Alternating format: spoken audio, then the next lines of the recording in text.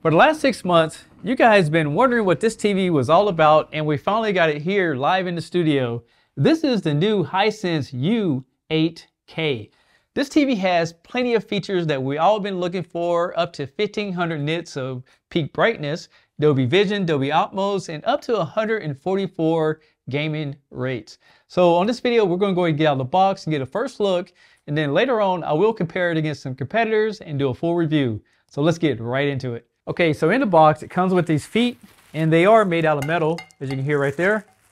And then it comes with this little package right here that includes your instruction book, power cord, remote control, and there's some batteries in there. And this is becoming a common theme that all these TV manufacturers put these in front of the screen to protect it while it's being shipped. So take a look at the bottom of it. There's two different mounting options for the feet. So if you have a wider base, you can put it here, and this is for something a little bit more narrow.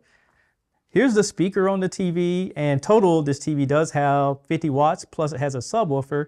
And then if you come over here, there's a little press button so you can get through some of the main menu options like your power channels and your volume. So to mount the feet on, it's just 2 screws on each side. You're ready to go. Plus they have these little grooves in here for wire maintenance. Now looking at the back of this TV, it's very stealthy looking, and one thing that I noticed that's different is that it has these little flaps right here that almost appears to be like hood scoops. So I'm wondering if there's speakers behind there to give you more of that surround sound effect. Over here you're going to find your power cord input, there's a subwoofer, and it has plenty of inputs. So over here we're going to find a USB, there's a serial input so you can use it for calibration software and service techs. Over here we have 4 HDMIs, and one thing I want to point out is that it has 2 HDMI 2.1s, and this is available for 144 Hertz, and it has 2 HDMI 60 Hertz. Over here we have antenna input, which is the new ATSC 3.0. You have a auxiliary input and a headphone jack. You're also going to get a LAN connection input, fiber optic output, and a second USB, plus this TV does have Wi-Fi built right in. And even though it does have the inputs we like, if you happen to have 2 gaming consoles and a soundbar, you might be disappointed because you'll have to run one of your consoles at 60 frames per second, which is a little bit of letdown, to be honest. And just like all the latest TVs, this one has a screen protector as well.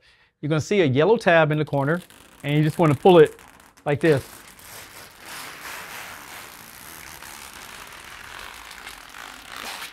And real quick, before I get this all plugged in, look at this. It uses a 3-prong connection, and it does have a ground. So this is a beefy TV so far.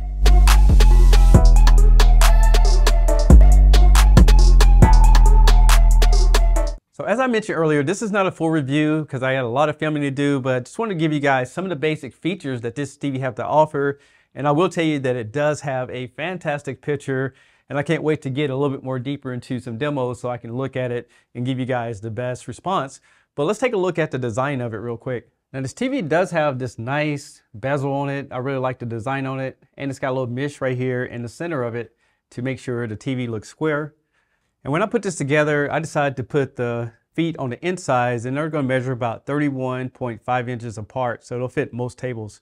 On the bottom of it has these little indicators, and this is for hands-free voice commands. And you can just flip that over so when the lights are off, you know that it's working. So my understanding, this TV uses the new MediaTek 9816 processor. It's good for ATSC 2.0 tuners. It's going to give you 4K and all that good stuff. But overall, using this TV so far is pretty snappy. Just like all Google TVs, you have an app store so you can download entertainment, different things. You can do YouTube TV, Kodi, and there's a whole list of applications in here, and this will vary depending on where you live. And over here you can scan for channels if you have an over-the-air antenna plugged into it. And again, some of these things we'll get into in the main video. You have your picture settings. You can see there's even a calibration setting down here. You have your screen settings so you can zoom into it. Different sound settings, including you can use the remote control to customize it with the room, which is great. And then you have audio outputs. And it does support headphones as well on the back of it. Over here we have a new gaming settings, and you can see it has FreeSync, and that's for up to 144 Hertz and spurts if you're using a computer with a very fast graphics card. And then you have high refresh rate, which basically make everything smooth when you're gaming. Now when it comes to storage, you're talking about 19 gigabytes. It has ambient mode, so you can have different things pop up on the screen when you're not using it. It's kind of like a screensaver. And if you want to customize it, you would literally have to go into Google Photos and set all that up. You can cast your phone to it, but I don't think this is for mirroring your phone. It's just basically if you have YouTube, you have Apple AirPlay and HomeKit. Now this is a new feature and I want to try it out here first. As you can see, I added a webcam here on top of the TV, and they have a feature called Camera Smart Function. And with this feature, you can use hand gesture to do all these different devices as long as you leave the camera on. This is how you would set it up. You would go to Custom Gestures, Experience It Now. It's going to open up my camera, and now you give it hand gestures. So I can do 1, 2, 3. And now it's set up, ready to go. All right, now we got it set up. Let's give it a try. Put one finger up, and you see that it's setting up the mute, and it muted the TV. Let's say if I want to turn the TV off, I can just say peace. I'll move my hand so it doesn't turn off. And if I want to play or pause the content, I just go like this. And if you have something planned, then it will automatically pause it. Now, I'm not a conspiracy guy, but I will tell you this. If you add a camera to your television, you're probably wondering about your privacy. I don't really think about so much like that. I don't do anything that's going to really be something bad. But I will tell you, if it's something that you don't want to add, don't add it to your television. It's that simple. For other people, they might find some useful options with that. But again, it is your options. Now, when I unboxed this TV, it had these little things on the back. I called them hood scoops. And come to find out, that is actually a speaker in there. So it's going to help build up that surround sound, especially if you use the remote control and configure it to your rooms. So this is HDR content, and it's not recorded at a high resolution, but it looks like it's doing pretty decent for upscaling. So we'll go a little bit more further in this in the full review. So I want to show you guys a quick movie clip, and this is an older movie, and you can see a little bit of grain in it, but you have all these different settings to clean it up. But overall, the upscaling is working really well. Now switching over to gaming, you can see that it does support 4K up to 120 Hertz. Under TV details, it supports everything automatically, which is great. And if we go over to the video modes, again, you can see that it's going to support your auto low latency, variable refresh rate, Dolby Vision. So you have everything ready to go for gaming.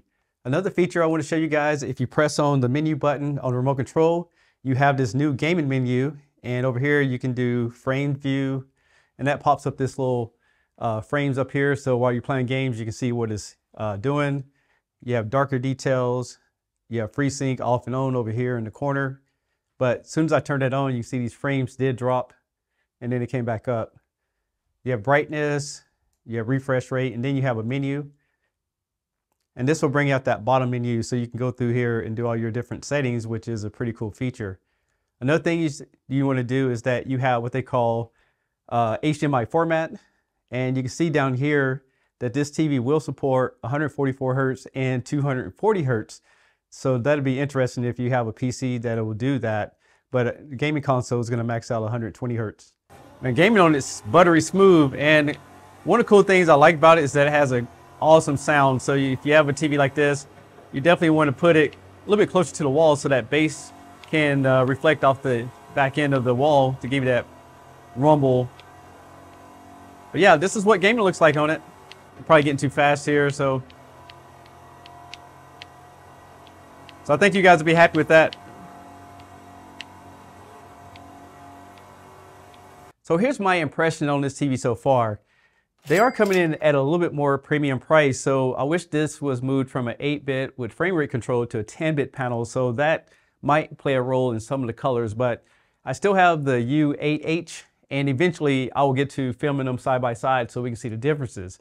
But some of the things that I really like about this TV, I love the fact you can adjust these bass. You can't move it up and down, but at least you can, put it on a table that's smaller.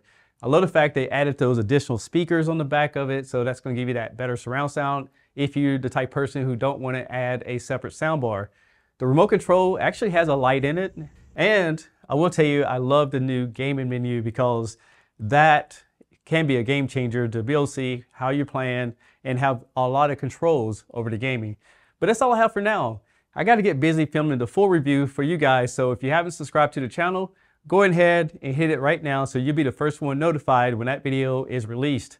I'm Tech Steve. Thanks a lot for watching, and I'll catch you guys on the next one. Peace.